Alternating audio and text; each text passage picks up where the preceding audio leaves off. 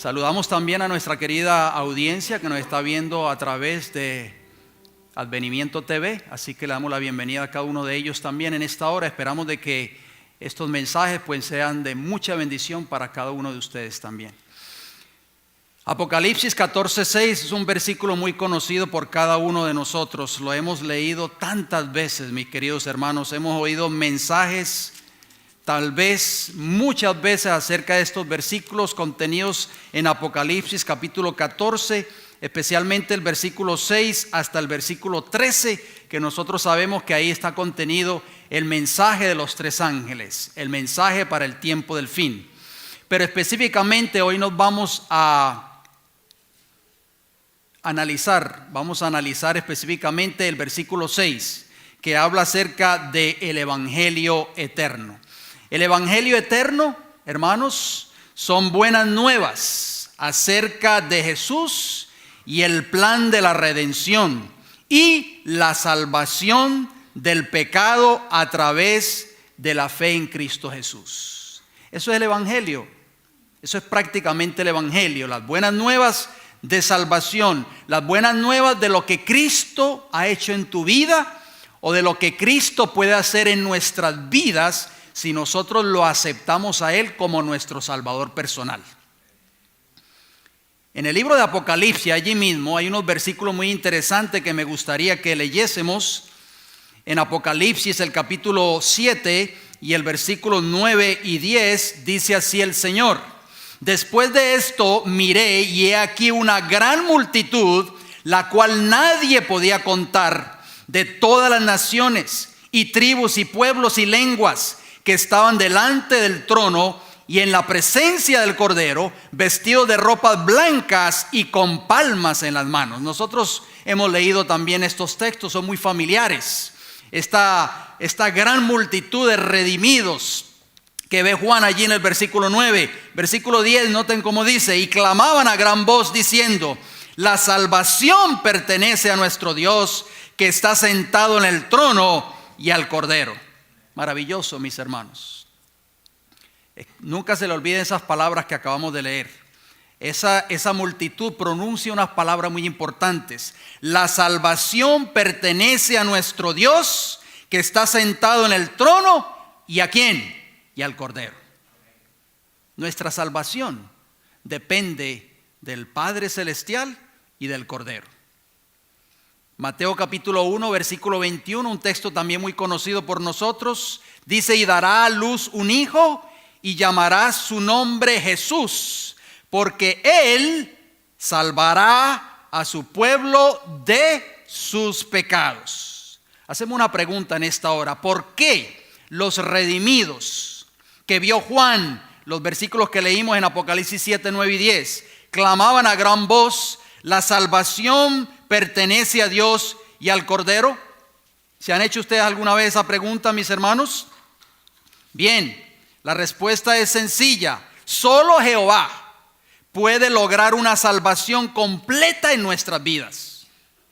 En el libro de Hebreos, el capítulo 7 y el versículo 25, si ustedes son tan amables, me pueden acompañar. Si tal vez voy muy rápido por factor tiempo, pues les exhorto de que anoten los textos bíblicos para que así ustedes los puedan leer más detenidamente en la comodidad de su hogar. Hebreos el capítulo 7 y el versículo 25 dice: por lo cual puede también salvar, o sea Jesús, perpetuamente a los que por él se acercan a Dios. Dice ahí, viviendo siempre, ¿para qué? Para interceder por ellos. Mis hermanos, es interesante cuando nosotros leamos estos textos bíblicos, estos textos que nos habla la palabra del Señor, debemos de meditar siempre en ellos, porque a veces nosotros leemos nuestras Biblias y a veces pasamos desapercibidos tal vez lo que esto significa. Pero noten lo que dice el Señor. Dice que Cristo puede también salvarte o salvarnos perpetuamente a los que por él se acercan a Dios. Así que Cristo está dispuesto hoy a salvarnos a nosotros de la maldición del pecado que nos ha mantenido o que nos mantuvo atados esclavos por muchos años. Muchos de nosotros podemos dar testimonio tal vez en esta noche de lo que nosotros éramos antes de conocer el Evangelio y lo que nosotros somos ahora después de haber conocido el Evangelio. La obra que Cristo ha hecho en nuestras vidas. Dice aquí en esta cita que tengo aquí apuntado, Consejo para la Iglesia, la página 142. Dice así el Espíritu de Profecía: no obtenemos fuerza espiritual si solo pensamos en nuestras debilidades y apostasías y lamentamos el poder de Satanás. Escuchen bien, hermano, esto es muy importante que nosotros meditemos en esta cita o en esta declaración que estamos leyendo. Nosotros nunca vamos a obtener fuerza espiritual para vencer el pecado en nuestras vidas mientras estemos siempre meditando en nuestras debilidades y apostasías y lamentándonos en el poder de Satanás. Escuchen, esta gran verdad debe ser establecida como principio vivo en nuestra mente y corazón. ¿Cuál verdad? Nosotros necesitamos establecer una verdad viva en esta noche. Una verdad viva en nuestra mente y en nuestro corazón. ¿Cuál es esa verdad? La eficacia de la ofrenda hecha en favor nuestro. O sea, la ofrenda en la cruz del Calvario. Que Dios puede salvar hasta lo sumo a cuantos acuden a Él cumpliendo las condiciones especificadas en su palabra. O sea, en esta noche nosotros podemos venir a Cristo si es que estamos desprovistos de Él, si es que hemos caído en pecado, o las personas que nos están viendo a través de la pantalla de sus televisores. Nosotros necesitamos venir a Jesús en esta noche. ¿Por qué? Porque Él tiene el poder para salvar hasta lo sumo a cuantos acuden a Él. Es muy importante esa declaración. Para estar algún día en la presencia de Dios, debemos ser salvados de todos nuestros pecados. ¿Escucharon eso, mis hermanos? Es muy importante que nosotros meditemos en esto. En el libro de Job, el capítulo 13, dice algo muy interesante. Job, capítulo 13, versículo 15 y 16, dice el patriarca Job las siguientes palabras. Job, capítulo 13, versículo 15, he aquí, aunque él me matare, dijo Job, en él esperaré. No obstante, defenderé delante de él mis caminos, y él mismo será mi salvación, porque no entrará en su presencia el impío.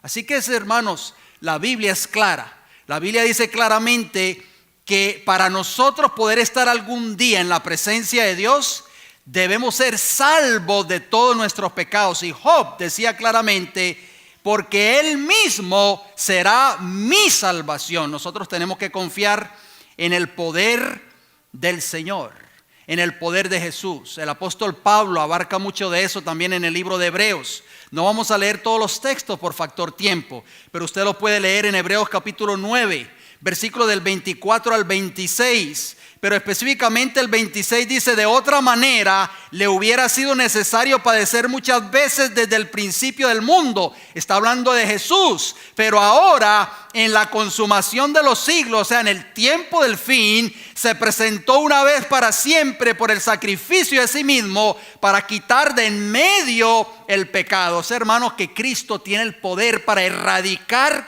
completamente el pecado de nuestras vidas. Si nosotros lo creemos, Cristo hará esa obra en nuestras vidas, en tu vida y en mi vida. En el libro de los Salmos, el Salmo 13, versículo del 3 hasta el 5 nos dice: mira, respóndeme, oh Jehová Dios mío, alumbra mis ojos para que no duerma de muerte, para que no diga mi enemigo, lo vencí. Mis enemigos se alegrarían si yo resbalara. Mas yo en tu misericordia he confiado. Mi corazón se alegrará en tu salvación. Gloria al Señor. Mis hermanos, la salvación viene de Jehová. La salvación no se encuentra en una organización religiosa. La salvación no se encuentra en una iglesia. La salvación se encuentra en Cristo Jesús.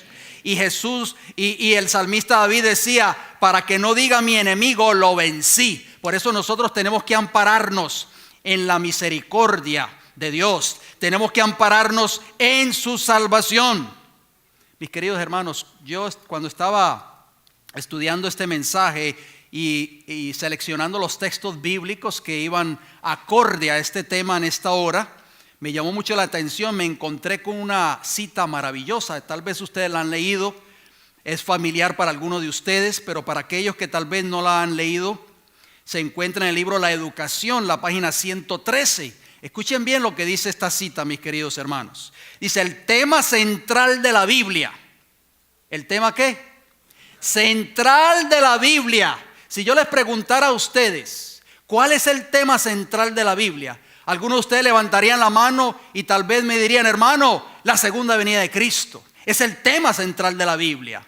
Otros levantarían la mano y dirían tal vez: el mensaje de los 3 ángeles es el tema central de la Biblia. Pero noten cómo dice esta cita: el tema central de la Biblia, el tema alrededor del cual se agrupan todos los demás, es el plan de la redención. ¿Cuál es el tema central de la Biblia, mis hermanos? El plan de la redención, la restauración de la imagen de Dios en el alma humana. Gloria al Señor. Ese es el tema central de la Biblia, mis hermanos. Para eso Cristo vino a esta tierra a morir por cada uno de nosotros, para redimirnos del pecado. El pecado ha manchado nuestras vidas, hermanos. El pecado ha manchado la imagen de Dios en el hombre. Y Cristo vino a restaurar esa imagen nuevamente en el ser humano. Eso es lo que ha hecho el plan de la redención. Desde la primera insinuación de esperanza que se hizo en la sentencia pronunciada en el Edén, hasta la gloriosa promesa del Apocalipsis: y verán su rostro y su nombre estará en su frente, Apocalipsis 22:4. El propósito de cada libro y pasaje de la Biblia es el desarrollo de este maravilloso tema: la restauración del hombre, el poder de Dios que nos da la victoria por medio de nuestro Señor Jesucristo. Gloria al Señor.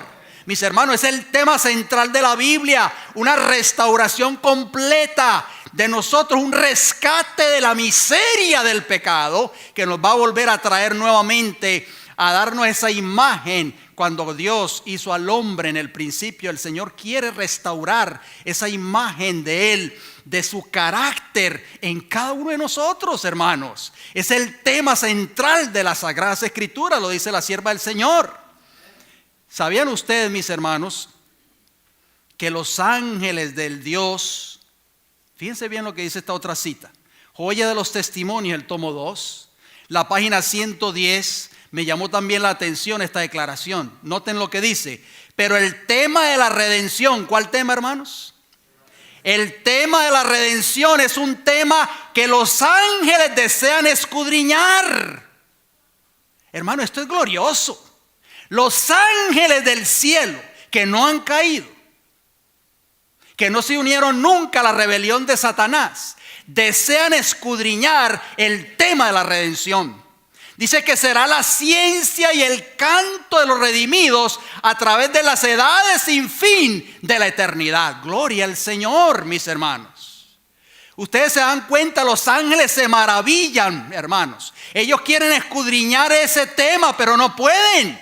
No lo comprenden a cabalidad porque ellos nunca han caído. Ellos no saben lo que es pecado. Ellos se maravillan cuando ven un ser humano como nosotros en esta noche, transformado por el poder del Evangelio, transformado por la gracia del Señor. Esa es la obra que el Señor quiere hacer en nuestras vidas hoy. Ese es el meollo del Evangelio eterno. Los que experimentan la salvación de Jehová en sus vidas darán testimonio de ello, mis queridos hermanos.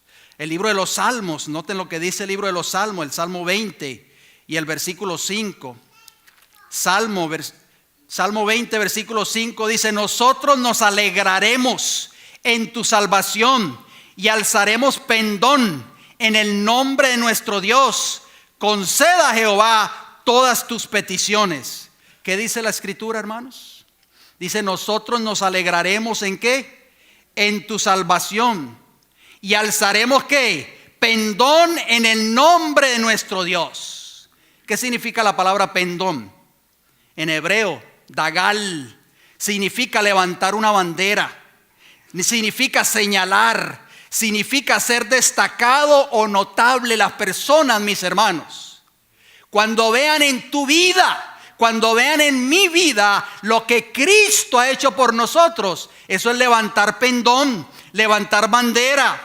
Salmo 98, versículo 2 y versículo 3, aunque es una profecía mesiánica, pero también, hermanos, aplica al remanente o al pueblo de Dios en este tiempo en que nos estamos viviendo. Dice: Jehová ha hecho notoria su salvación, a vista de las naciones ha descubierto su justicia, se ha acordado de su misericordia y de su verdad para con la casa de Israel. Todos los términos de la tierra han visto la salvación de nuestro Dios. Eso es lo que el mundo quiere ver hoy. El mundo quiere ver una iglesia transformada por el poder del evangelio, mis hermanos. El mundo quiere ver una iglesia completamente transformada por el poder de la palabra de Dios. Pablo, que ustedes saben, antes de ser Pablo, era Saulo de Tarso, pudo dar testimonio de la salvación por medio del evangelio. Yo a veces me pongo a pensar, si esos hombres pudieron ser transformados como Saulo, como Juan, como Pedro, en fin, los discípulos de Jesús, muchos de ellos con caracteres difíciles, explosivos, fueron transformados a la imagen y semejanza de Cristo, ¿por qué nosotros no? Claro que hay poder en Jesús para transformar nuestras vidas también. El apóstol Pablo, donde quiera que él iba, daba testimonio de lo que él era antes de conocer el evangelio. Noten lo que dice Hechos de los Apóstoles, capítulo 26, versículo de 9 al 11. Dice: yo, o sea Pablo, ciertamente había creído mi deber hacer muchas cosas contra el nombre de Jesús de Nazaret, lo cual también hice en Jerusalén. Yo encerré en cárceles a muchos de los santos, habiendo recibido poderes de los principales sacerdotes. Y cuando los mataron, yo di mi voto. O sea, este hombre tenía un carácter asesino. No le importaba si era hombre, mujer, anciano, niño o niña. Y muchas veces, castigándolos en todas las sinagogas, los forcé a blasfemar, y enfurecido sobremanera contra ellos los perseguí hasta en las ciudades extranjeras. Ahí podemos ver, hermanos, el carácter de Saulo, cómo era Saulo antes de conocer el evangelio, la salvación, la redención, lo que Cristo puede hacer en tu vida o en mi vida. Este era un hombre que se enfurecía fácilmente, tenía un carácter temperamental, se enojaba fácilmente, blasfemaba el nombre de Jehová, encerraba en cárceles a los hijos de Dios, sin importar si eran jóvenes o niños o ancianos, daba su voto, estaba de acuerdo si había que dictar sentencia de muerte en contra de ellos. Eso era Saulo, mis hermanos. Pero cuando Saulo, que posteriormente llegó a ser Pablo, cuando conoció el evangelio y el poder de Jesús obrando en su vida, él dijo en 2 Corintios 5:17: de modo que si alguno está en Cristo, nueva criatura es. Las cosas viejas pasaron, he aquí todas son hechas nuevas.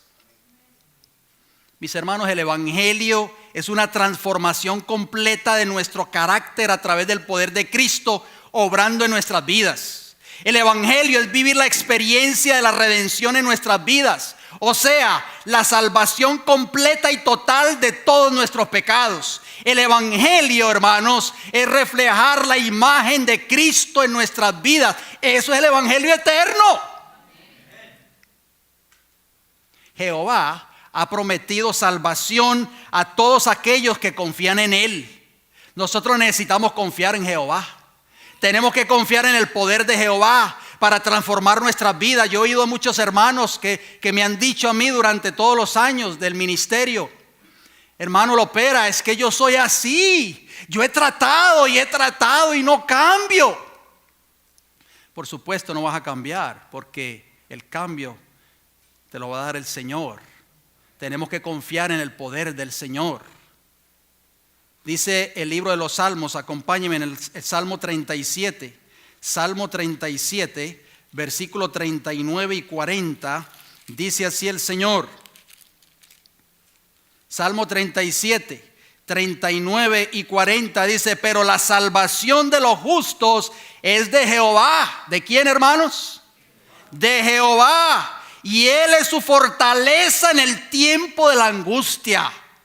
Jehová los ayudará y los librará. Los libertará de los impíos y los salvará por cuanto en Él esperaron. Gloria al Señor. Mis hermanos, ¿en quién tienes tus esperanzas puestas hoy? ¿En Cristo o en los hombres? Cristo Jesús puede transformar nuestras vidas hoy. Cristo Jesús puede liberarnos de nuestros pecados hoy. Cristo Jesús puede darte la victoria sobre el pecado hoy. Porque de Jehová es el poder y la salvación. La salvación de Jehová, hermanos, será llevada hasta lo postrero de la tierra. ¿Sabían ustedes eso? Acompáñenme en el libro de Isaías, el capítulo 49. Isaías, el capítulo 49 y el versículo 6. Noten cómo dice el Señor en su palabra. Isaías 49, versículo 6 nos dice: poco es para mí que tú seas mi siervo para levantar las tribus de Jacob y para que restaures el remanente de Israel. ¿Quién es el remanente? ¿Acaso nosotros creemos que somos el remanente, sí o no? Está hablando ahí del remanente. También te di por luz de las naciones para que seas mi salvación hasta lo postrero de la tierra. Esto es maravilloso, mis hermanos. El símbolo del cristianismo, dice el espíritu de profecía, no es una señal exterior, ni tampoco una cruz o una corona que se lleven puestas, sino que es aquello que revela la unión del hombre con Dios. Por el poder de la gracia divina, óigalo bien, solo el poder de Cristo, hermanos. Por el poder de la gracia divina manifestada en la transformación del carácter, el mundo ha de convencerse de que Dios envió a su Hijo para que fuese su Redentor. Mis hermanos, ¿por qué el mundo hoy no se convence todavía de que el evangelio que tal vez nosotros profesamos es un evangelio poderoso y verdadero? Porque nuestros caracteres todavía tal vez no están revelando la gloria de Dios. No revelamos la gloria de Cristo en nuestras vidas. Ninguna otra influencia que pueda rodear el ser humano ejerce tanto poder sobre él como la de una vida abnegada. El argumento más poderoso, hermano, a favor del evangelio es un cristiano amante y amable. Gloria al Señor. El Colportor Evangélico, páginas 187 y 188. ¿Por medio de qué el hombre obtiene la salvación de su alma? Vamos al libro de Romanos. Ustedes conocen esos textos allí. Es uno de mis textos favoritos de la Escritura. Yo sé que muchos de ustedes tienen sus textos favoritos, pero para mí este es uno de mis textos favoritos. Romanos, el capítulo 1, que hasta de memoria tal vez no lo sabemos. Romanos, el capítulo 1, versículos 16 y 17. Porque no me avergüenzo del evangelio, dijo el apóstol Pablo. Porque es poder de Dios, poder, esa palabra allí, poder, dunamis, en griego. De ahí se desprende la palabra en latín, dinamita. Es poder de Dios para salvación a todo aquel que cree, al judío primeramente y también al griego. Mis hermanos, el apóstol Pablo pudo dar testimonio de que cuando nosotros recibimos el evangelio en nuestras vidas, cuando recibimos la salvación de Cristo en nuestras vidas, cuando permitimos que Cristo tome control de nuestras vidas, él pudo dar testimonio y decir: no me avergüenzo del evangelio, porque yo he probado, yo he comprobado en mi vida que es poder para salvar, poder para cambiar, porque a mí me cambió, a mí me transformó. Como ya lo leímos anteriormente, Saulo, donde quiera que iba, o Pablo decía: yo antes era un blasfemo, yo antes era un perseguidor de la iglesia, yo antes era un hombre iracundo, yo antes era un hombre que era un asesino, en fin. Pero el poder del evangelio, Cristo transformó mi vida. Porque en el Evangelio, sigue diciendo el versículo 17, la justicia de Dios se revela por fe y para fe. Esto es un paso de fe, mis hermanos. ¿Por qué nosotros hemos fallado una y otra vez? Porque tal vez no hemos confiado completamente en el poder de Jesús. Cristo Jesús tiene el poder para salvarnos, mis hermanos. Esto es un paso de fe. La justicia de Dios se revela en la persona que recibe el Evangelio en su vida, como está escrito, mas el justo por la fe vivirá.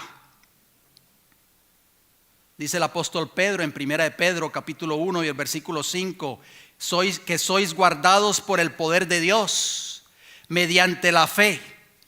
Esto es fe, mis hermanos. ¿Mediante qué? La fe. O sea, ¿guardado de qué, hermanos? Guardado de no caer en pecado. Judas capítulo 1 y el versículo 24. Él tiene el poder para guardarnos sin caída. Ustedes lo han leído esos textos. Dice, para alcanzar la salvación que está preparada para ser manifestada en el tiempo postrero.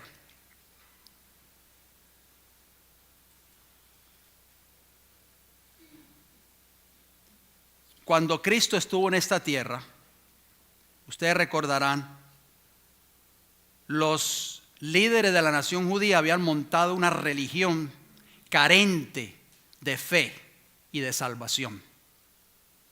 En Marcos capítulo 16, versículo 15, Jesús dijo y les dijo, id por todo el mundo y predicar el evangelio a toda criatura.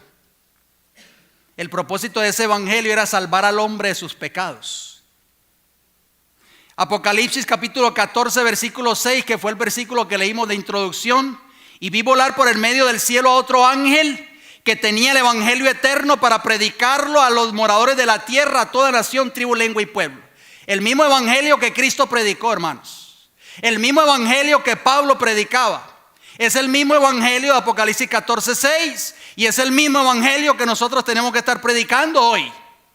Los judíos en los tiempos de Cristo se aferraron a las formas de religión y perdieron de vista el verdadero significado del evangelio. Noten lo que dice la sierva del Señor en Palabras de Vida del Gran Maestro, la página 17. Dice, la misión de Cristo no fue entendida por la gente de su tiempo. La forma de su venida no era la que ellos esperaban. Los líderes anhelaban ver un rey que los libertara del yugo romano. La sierva del Señor tiene una cita en un libro que yo tengo en casa en inglés, que se llama Enseñanzas de la vida de Jesús. Esos libros quizás nunca han sido traducidos al español. Ella dice que todos los sábados se enseñaba en las sinagogas de Jerusalén y de Judea que Cristo iba a venir, o sea, el Mesías iba a venir a la cabeza de un ejército poderoso para liberar a los judíos del yugo romano. Y ese era el mensaje que se predicaba todos los sábados en las sinagogas de Jerusalén y del territorio de Israel en los tiempos de Cristo. Y ese mensaje lo tenían ellos taladrado en su mente. Por eso cuando vino el Mesías no lo recibieron, no lo conocieron, lo rechazaron. El Señor Jesús era el fundamento de todo el sistema judaico, sigue diciendo esta cita. Pero los judíos habían exaltado las formas y las ceremonias y habían perdido de vista su objeto. Las tradiciones, las máximas y los estatutos de los hombres ocultaron de su vista las lecciones que Dios se proponía transmitirles. Esas máximas y tradiciones llegaron a ser un obstáculo para la comprensión y práctica de la religión verdadera. Mis queridos hermanos, no convirtamos nuestra experiencia religiosa en mero formalismo. El formalismo no salva. El poder de Cristo en tu vida te salva del pecado. Nosotros, cuando recibimos a Cristo en nuestras vidas, somos espiritualmente hablando engendrados por medio del evangelio. Así lo dice Pablo en 1 Corintios 4:15. Porque aunque tengáis 10,000 años en Cristo, no tendréis muchos padres. Pues en Cristo Jesús yo os engendré por medio del evangelio. Qué hermosas palabras. A veces nosotros leemos esos textos bíblicos y quizás no nos detenemos a escudriñarlos, a entenderlo. ¿Qué quiso decir Pablo cuando dijo, yo os engendré por medio del evangelio? La palabra engendrar, de acuerdo al diccionario avanzado de la lengua española, la página 446 dice, dar origen los padres a un nuevo ser. Eso es lo que significa engendrar o procrear. O sea, hermanos, cuando nosotros conocemos el evangelio, se cumplen las palabras del apóstol Pablo en 2 Corintios 5:17. El que está en Cristo, nueva criatura es, o sea, nueva creación. Ese es el objetivo, es el tema central de la Biblia. La redención, volver a nacer. Lo mismo que Cristo le dijo a Nicodemo en esa reunión privada de noche que tuvo con él, registrada en San Juan capítulo 3. Cuando Nicodemo llegó ante la presencia de Jesús, llegó con muchas adulaciones, mis hermanos. Y Jesús era un hombre que no aceptaba adulación de nadie. Cuando Nicodemo llegó ante Jesús, le dijo, sabemos que vienes de Dios, porque las cosas que tú haces nadie las puede hacer a menos que venga directamente de Dios. La palmadita en la espalda, ¿verdad? Jesús le dijo claramente, Nicodemo, el que no naciere de agua y de espíritu no entrará al reino de los cielos. Jesús fue directo, ¿verdad que sí, hermanos? Jesús no aceptaba adulación de nadie. San Juan capítulo 1 versículo 12 y 13 dice, mas a todos los que le recibieron, a los que creen en su nombre, ese recibir tiene que ser por fe. Les dio potestad, les dio autoridad de ser hechos hijos de Dios, los cuales no son engendrados de sangre, ni de voluntad de carne, ni de voluntad de varón, sino de Dios. Maravilloso, mis hermanos.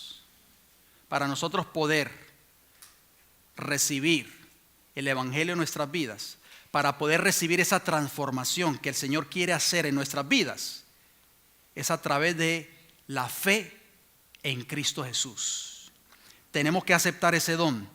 Si fuimos engendrados por Dios, no viviremos más en pecado. ¿Escucharon eso? Esas palabras son fuertes, ¿verdad? Porque a veces no se habla mucho acerca de esto que vamos a leer a continuación en muchas de las iglesias del pueblo profeso de Dios hoy.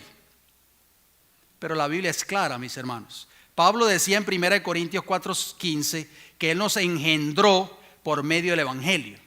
Y Cristo en Juan 1:12 y 13 nos decía que ahora nosotros somos hijos de Dios. Dios nos ha dado el poder para ser hijos de Dios. Y los hijos de Dios hoy son los que no son engendrados de sangre, ni de voluntad de varón, ni de voluntad de carne, sino de Dios.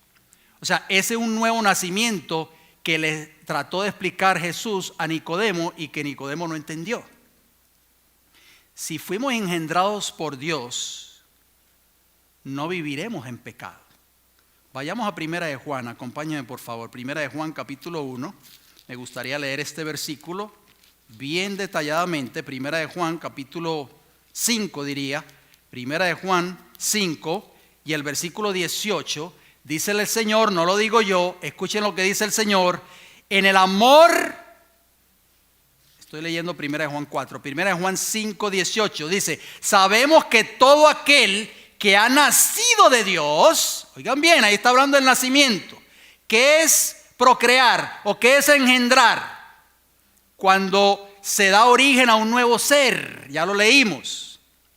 Dice así, sabemos que todo aquel que ha nacido de Dios no practica el pecado, pues aquel que fue engendrado por Dios le guarda y el maligno no le toca. No decimos amén a eso, mis hermanos. El que fue engendrado por Dios, el que es engendrado por Dios, dice el Señor, no practica el pecado. Yo sé que muchas personas cuando leemos esos textos, muchos hermanos se levantan y nos señalan, usted no peca ya, usted es santo. Escuchen lo que dice esta cita de mensaje para los jóvenes, página 336. Hay muchos jóvenes aquí en esta congregación en esta noche. Dice este hermoso libro, cuando estemos vestidos con la justicia de Cristo, no nos deleitaremos en el pecado, pues Cristo estará trabajando en nosotros. Gloria al Señor. Podremos cometer errores, dice la sierva del Señor, pero odiaremos el pecado que causó el sufrimiento del Hijo de Dios. Eso es maravilloso, mis hermanos. Eso indica que el Señor nos da el poder en esta noche para vencer el pecado de nuestras vidas.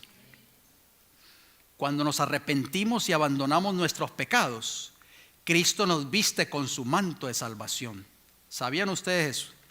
Ustedes recuerdan la parábola del hijo pródigo. Cuando el hijo pródigo se había ido lejos, ¿verdad?, de la casa de su padre. Cuando ya había caído en lo más profundo de lo que es el pecado. En Lucas el capítulo 15 está esa historia, ustedes la conocen, no tienen que tal vez ni buscarla porque es muy familiar para nosotros, pero yo voy a hacer la referencia brevemente. En Lucas el capítulo 15 y el versículo 17 al 19, cuando este hijo prácticamente estaba ya en lo más profundo del pecado, dijo, y volviendo en sí, o sea el hijo pródigo, ¿cuántos jornaleros en la casa de mi padre tienen abundancia de pan y yo aquí perezco de hambre? Me levantaré, dice el versículo 18, e iré a mi padre y le diré, Padre, he pecado contra el cielo y contra ti.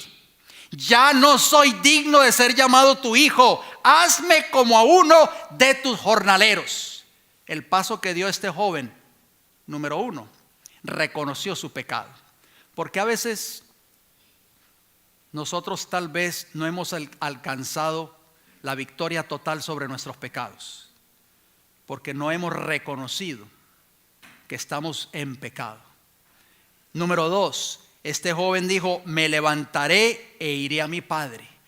Necesitamos levantarnos de nuestra condición, mis hermanos. No podemos seguir hundiéndonos cada día más y más en el pecado. Tenemos que parar. Tenemos que pedirle al Señor, Señor, sálvame que perezco como Pedro cuando se estaba ahogando en el mar.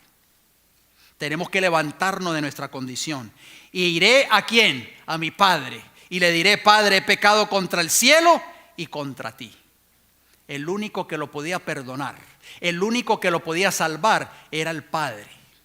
O sea, este Padre en la parábola nosotros sabemos que representa al Señor, a nuestro Dios. Y noten lo que dice el versículo 20 de Lucas 15. Y levantándose, se levantó de su condición. Se levantó de su pecado, abandonó el pecado, mis hermanos. Esa debe ser la experiencia de cada uno de nosotros en esta noche. Vino a su padre y cuando aún estaba lejos lo vio su padre y fue movido a misericordia y corrió y se echó sobre su cuello y le besó. Y el hijo le dijo, Padre, he pecado contra el cielo y contra ti y ya no soy digno de ser llamado tu hijo. Pero el padre, dice el versículo 22, dijo a sus siervos, ¿qué dijo el padre? Sacad el mejor vestido y vestidle y poned un anillo en su mano y calzado en sus pies. 3 cosas, mis hermanos. ¿Qué hizo el padre? Número 1, le puso un vestido. ¿Qué representa el vestido, mis hermanos? La justicia de Cristo Jesús. Cuando nosotros venimos arrepentidos ante Cristo Jesús y confesamos nuestros pecados, cuando nosotros decidimos confesar nuestros pecados, decidimos abandonar el pecado también. Y Cristo nos viste con su manto de justicia. Dice que puso anillo sobre su dedo. Cuando Cristo nos perdona y coloca sobre nosotros ese manto de justicia, nos pone el anillo. ¿Qué es el símbolo del anillo? Símbolo de autoridad. Cuando José fue nombrado gobernador de Egipto, dice que el faraón se quitó el anillo de su dedo y se lo colocó a José y le dijo, tú eres el segundo en todo mi imperio en Egipto. Solo yo voy a estar por encima de ti. O sea, le dio autoridad, mis hermanos, sobre todo Egipto. Eso es lo que significa el anillo, autoridad y poder para vencer el pecado. Hermanos, cuando nosotros venimos a Jesús, arrepentidos de nuestros pecados y confiamos en Él, Cristo te da el poder para vencer el pecado. Cristo te da la autoridad para que tú no vuelvas más a caer en pecado. Y finalmente, ¿qué hizo ese padre? Le puso calzado en sus pies. Si nosotros vamos al libro de Ruth, vemos el caso de Booz cuando se quitó el calzado y se lo dio allí y redimió a Ruth, ¿verdad que sí? Símbolo de redención, liberación de nuestros pecados. Cristo puede hacer esas 3 cosas por ti en esta noche. Cristo puede colocar su manto de justicia, perdonarte de todos tus pecados, no importa cuán hondo tú o yo hayamos caído. No importa, así como estás, ven a Jesús y arrepiéntete de tus pecados. Confiesa tus pecados. Cristo te perdona. Dice 1 Juan capítulo 1 versículo 9. Si confesamos nuestros pecados, Él es fiel y justo para perdonar nuestros pecados y limpiarnos de toda nuestra maldad. Cristo te perdona el pecado. Ven a Jesús hoy. Cristo te limpia de todo tu pecado. Y cuando Cristo te limpia, te da el poder a través de su Santo Espíritu para que no vuelvas a caer más en ese pecado. Esta cita, cuando yo la leí, me sorprendió bastante. Esta cita se encuentra en la Review and Herald, 1 de abril de 1902. Dice así, hermano, escuchen bien esta declaración. Cristo ha hecho toda provisión para la santificación de su iglesia. ¿Cuánta provisión ha hecho Jesús, hermanos? Todo. Él ha hecho todo para que tú y yo seamos santos, para que tú y yo vivamos vidas santas. Él ha hecho abundante provisión para que cada alma tenga dicha gracia y la fuerza que llegará a ser más que vencedor en la guerra contra el pecado. Es maravilloso esto, hermanos. Escuchen bien esta declaración. Cuando yo traduje esta cita, mis hermanos, a veces el idioma castellano, no sé, como que cuando usted traduce una cita del inglés al español, la versión en inglés como que suena mejor que la versión en español, porque la sierva del Señor, obviamente cuando ella escribía en inglés. Dice ella, el Salvador es herido de nuevo y puesto en abierta vergüenza cuando su pueblo no presta atención a su palabra. Él vino a este mundo y vivió una vida sin pecado. Escuchen, hermanos, para que en su poder, ¿en quién, hermanos? En su poder, su pueblo también pueda vivir una vida de impecabilidad. Si usted lee la versión en inglés, dice a sinlessness life. ¿Se imagina usted eso, mis hermanos? O sea que Cristo nos da el poder para nosotros hoy vivir una vida libre de pecado. Él desea que ellos, por la práctica de los principios de la verdad, muestren al mundo que la gracia de Dios tiene poder para santificar el corazón. Gloria al Señor. Cristo tiene el poder, mis hermanos. Nosotros podemos pasar 5, 10, 20, 30 o 40 años en determinada iglesia y no experimentar el poder de Cristo en nuestras vidas. Jesús no descansará, óigalo bien, no descansará en su obra de intercesión hasta que vea la salvación en su pueblo. ¿Escucharon eso, mis hermanos? Eso es lo que es el Evangelio. El Evangelio no es simplemente decir Cristo viene pronto. El Evangelio, mis hermanos, es una transformación de carácter en tu vida.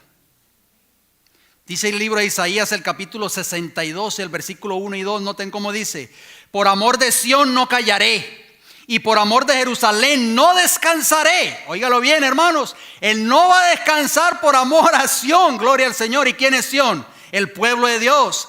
Hasta que salga como resplandor su justicia y su salvación se encienda como una antorcha. Entonces verán las gentes tu justicia. Hermanos, ¿qué va a ver el mundo cuando esa salvación sea parte de nuestras vidas? Dice que va a haber la justicia de Dios. ¿Qué es la justicia de Dios, hermanos? Salmo 119 y el versículo 172. Todos tus mandamientos son justicia. Dice, entonces verán las gentes tu justicia y todos los reyes tu gloria. Y te será puesto un nombre nuevo que la boca de Jehová nombrará. Oh, mis hermanos, es maravilloso estas palabras. Yo no sé si ustedes están comprendiendo el contenido de estos versículos en esta noche. Dice, habla allí de un nombre nuevo. El nombre en la Biblia representa el carácter del que lo recibía. Jesús dará un nombre nuevo a todos aquellos que hayan reflejado en sus vidas su carácter. Apocalipsis capítulo 2 versículo 17 dice: al que venciere, daré a comer del maná escondido, y le daré una piedrecita blanca, y en la piedrecita escrito un nombre nuevo, el cual ninguno conoce sino aquel que lo recibe. Maravilloso, mis hermanos. Jesús no va a descansar, hermanos, ya lo dijimos, hasta que vea en su iglesia la salvación de Jehová. Dios tendrá en esta tierra una iglesia donde habrá salvación para todo aquel que llegue. Qué maravilloso, ¿verdad?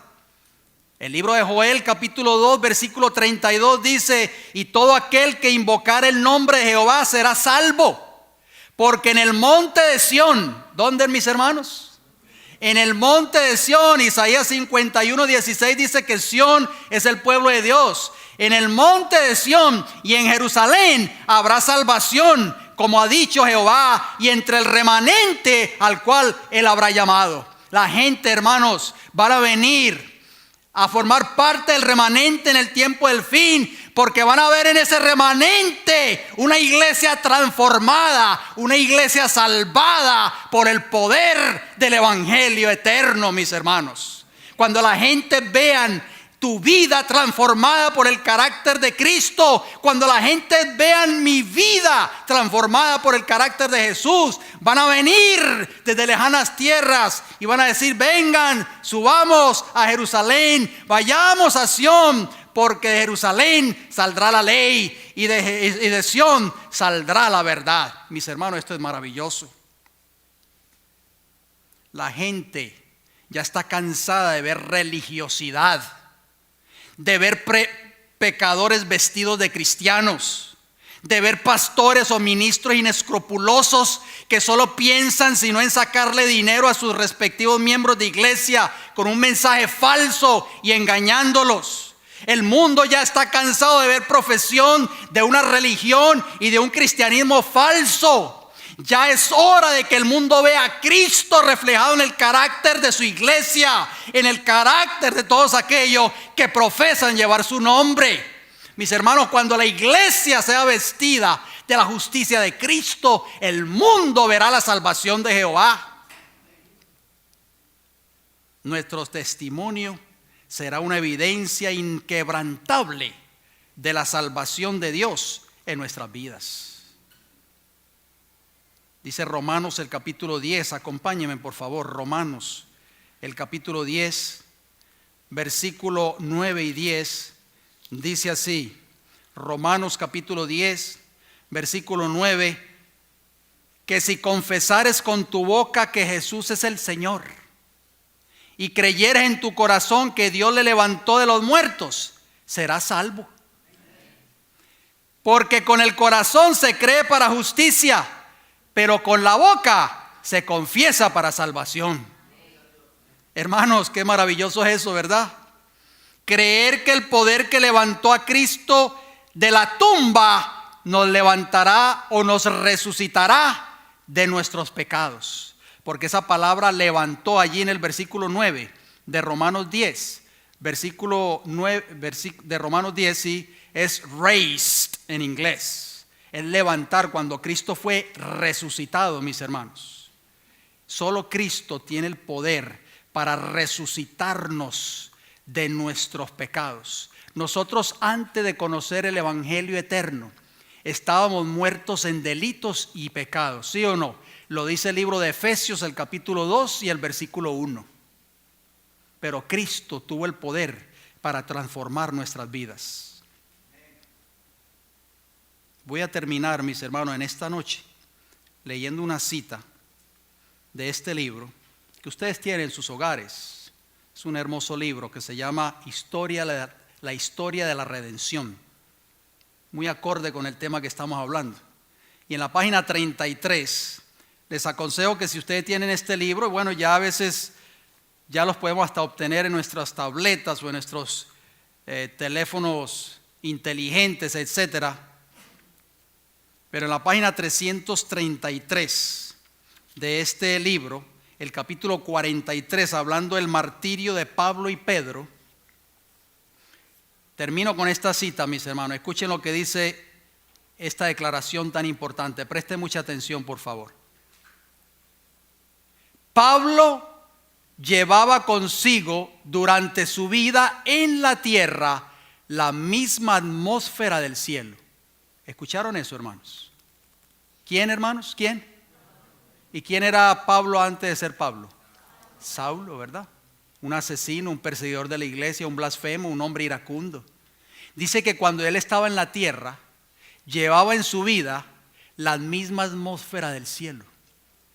Todos los que se relacionaban con él experimentaban la influencia de su contacto con Cristo y su comunión con los ángeles. Esto es maravilloso, mis hermanos. En esto reside el poder de la verdad. La influencia espontánea e inconsciente de una vida santa es el sermón más convincente que se puede predicar en favor del cristianismo.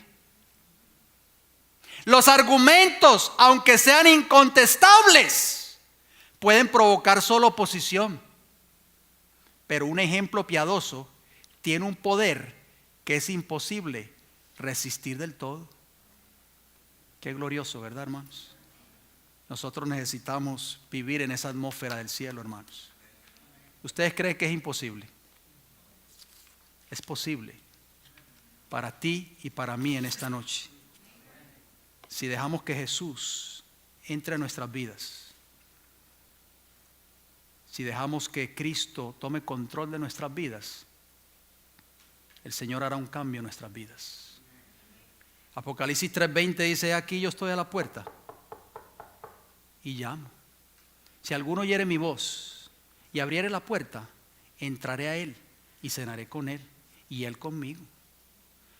Cristo quiere entrar a nuestras vidas, quiere transformar nuestras vidas, pero nosotros tenemos que tomar la decisión que tomó el joven de la parábola del hijo pródigo: levantarnos de nuestra condición, caer de rodillas ante Jesús y decirle: Padre, he pecado contra el cielo y contra ti, no soy digno de ser llamado tu hijo. Vayamos a Jesús en esta noche, hermanos. Arrepintamos de nuestros pecados y Él nos dará el poder para vivir una vida victoriosa sobre el pecado y para experimentar en nuestras vidas el evangelio eterno, que es la salvación y la redención del ser humano. Cristo quiere ver reflejado en su iglesia hoy su carácter. Eso es lo que va a terminar la obra en el tiempo del fin. Que el Señor nos bendiga en esta noche.